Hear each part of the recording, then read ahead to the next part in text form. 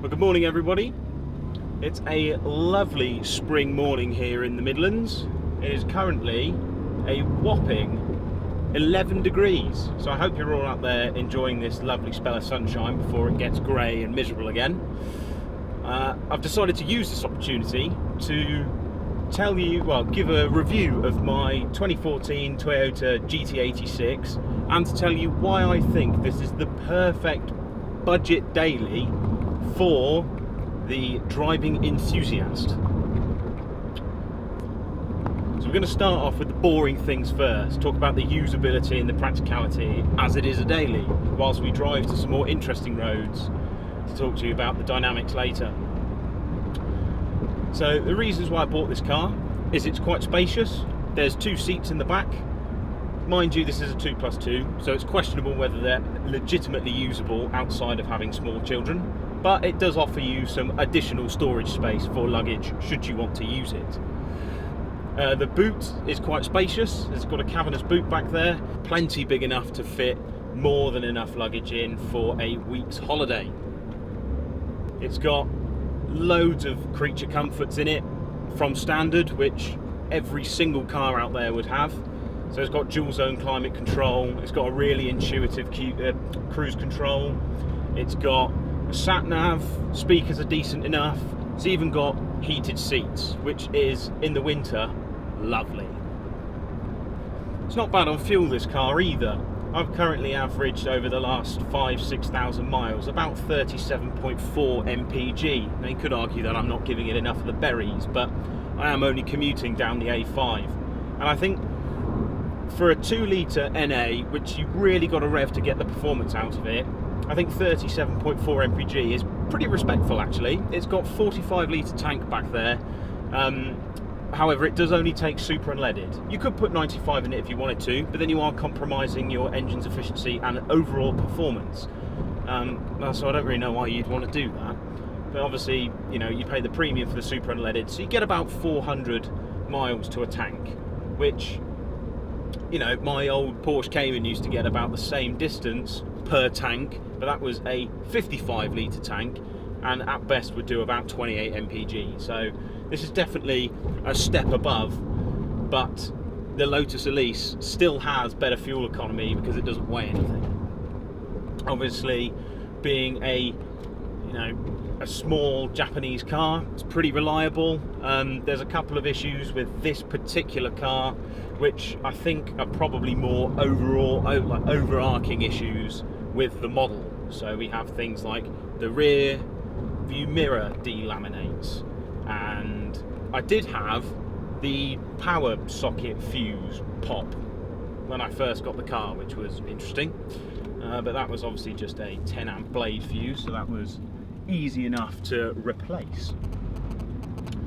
Another thing that springs out as to why you'd probably want to consider something like this for a daily over maybe an older MX-5, for example, is that this comes with xenons as standard.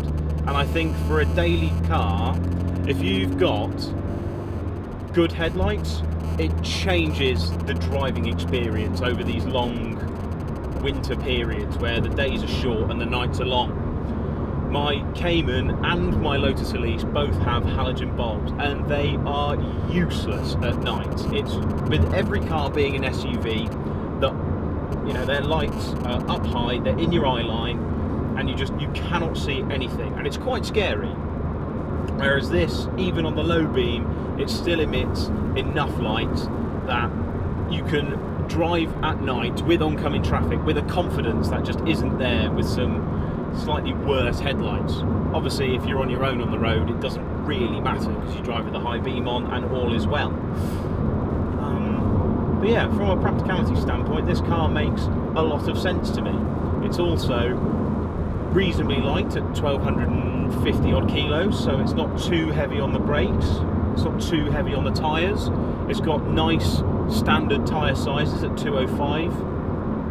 For everyone who's watching who has experience with one of these cars, I am looking for some new tyres. This car came on winters.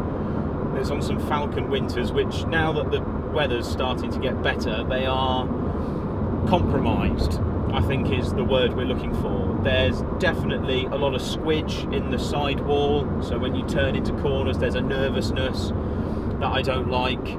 It's lethal when it gets slightly greasy. This is massively grip limited on these tyres, and now that the colder months and the snow has gone, I'm going to keep these tyres for next winter. Obviously this is rear wheel drive and front engined, so it is awful for the snow, although the weight distribution is pretty good. So we've got ourselves to a better road, and so let's tell you what this car is all about from the driver's perspective. So let's start off with the engine. The engine is the FA20. It's a Subaru developed flat 4, and it makes what I think is quite a good noise. It's not the loudest engine in the world. This car does have a HKS catback on it, the Spec L or L Spec, which is enhanced the experience but hasn't ruined it for me. This engine is notorious for the torque dip between 3,000 and 4,000 RPM, and you do notice it when you're in traffic or you're trying to get up a hill in a higher gear. You do really notice that lack of torque in the mid range, which as a daily could be a bit undesirable. But if you use the gearbox and you work around that and you learn the car and you work with it, it doesn't really become a problem. And this gearbox is lovely to use. 6-speed, really short throw. It's direct, it's notchy in a positive way. It's not sloppy. It's just a really nice gearbox to use. It's definitely up there with one of the better gearboxes I've used. In terms of quality of the shift, it feels reminiscent of a Mazda MX-5 because the gearbox is right under the transmission tunnel. All the control weights in here are lovely. So the steering doesn't perhaps give you the most feedback, but it has this heft to it. It needs positive engagement, which is really nice. Brake pedal, it's firm, it's reassuring. On these tyres, it does run out of talent quite quickly, but that is okay. Throttle pedal, easy to modulate, it's really easy to heel toe. Now the clutch is probably the trickiest pedal of the lot. The bite point's right at the top of the pedal, which for me is fine because in other cars that I've driven, Porsches and the Lotus, the bite point is also at the top of the pedal. However, this has a slightly strange thing going on. Maybe there's no damper or something in the slave cylinder, but it just makes it harder to get that really smooth shift. So it really requires you to think about when you're blending that throttle in. Turn in is not too bad, still a bit soft.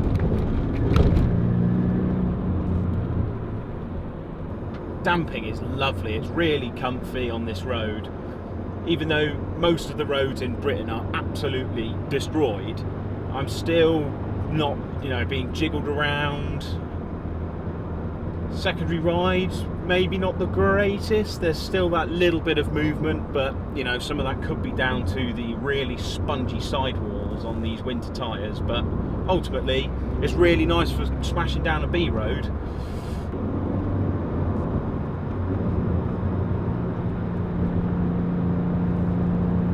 Just round here.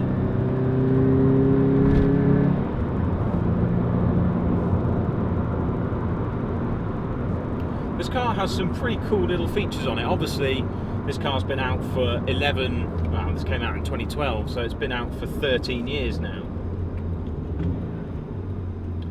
But there are some cool features in here that I don't think everybody knows about. There is a configurable shift light and beep, which is quite cool. Let's rev it out, shall we?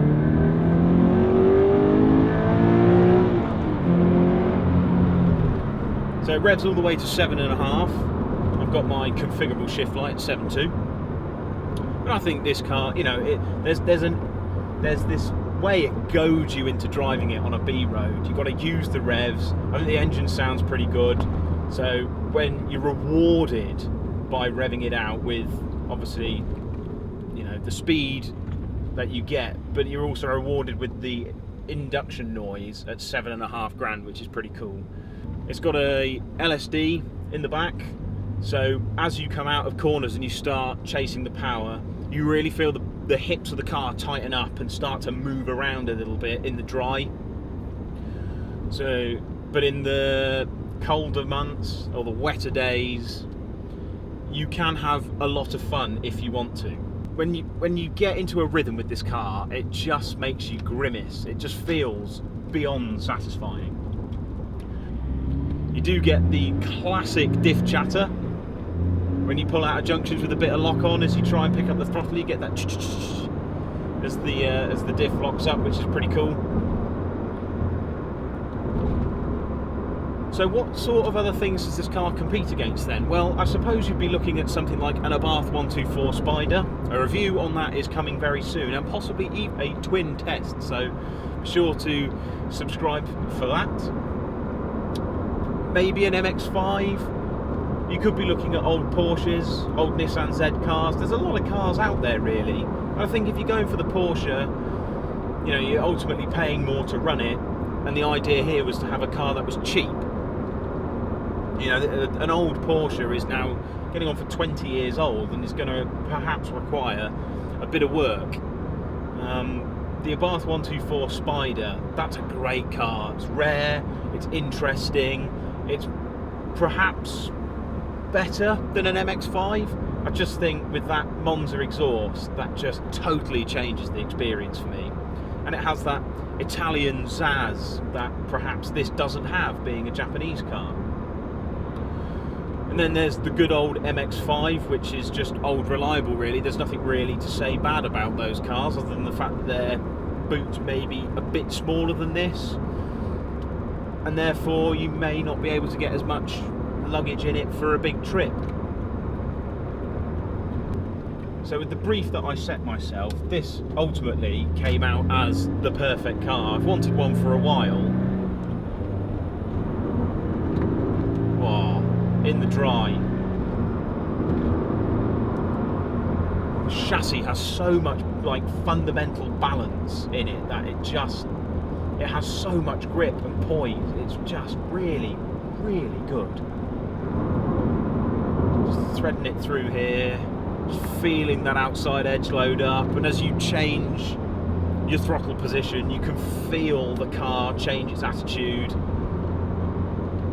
It's rather lovely. What a car for 12, wow, what are these cars now? Mine's a pretty tiny example. It'd have done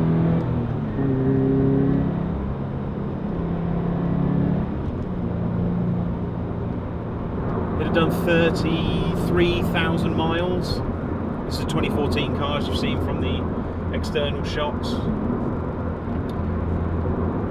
It's in the pearl white metallic with the optional two-tone red interior. So it's got the red steering wheel, the red gear knob, the red handbrake, it's got all the red seat inserts. I love it. I really like this red interior. It could perhaps be considered a bit strong for some people, but I think it's mega. You know, these cars now, for a tidy example, are going for 16 grand on some of these import ones. You could go up to 22 if you wanted a facelift car with that Pro Blue Edition car. But these pre-facelift cars, the Aero ones, are going for like 16 maybe. This one has the little wing at the back, so it's not a no-wing car. And for a low mileage example with 90% main dealer history, I paid just over 14 grand. And I think, you know, I don't think these are going to go any lower than that. Maybe you lose £1,000 over the course of my ownership. And I'm okay with that. I think for the amount of fun I've had in this car, taking it to Wales twice on some pretty big trips, you know, dailying it, it makes every journey more fun. It's comfy enough to do the long distance thing. These seats are great, the hi-fi's not the best, the sat-nav is rubbish, to be fair. But you can change all of this really easily because it's just so easy to work on. And I just can't think of any other car that suited my needs better than this. And I'm ultimately, and this is how you know that you've got a good car, I don't regret buying this at all. I absolutely love it. So we're going to pull over and for a bit of a conclusion, really.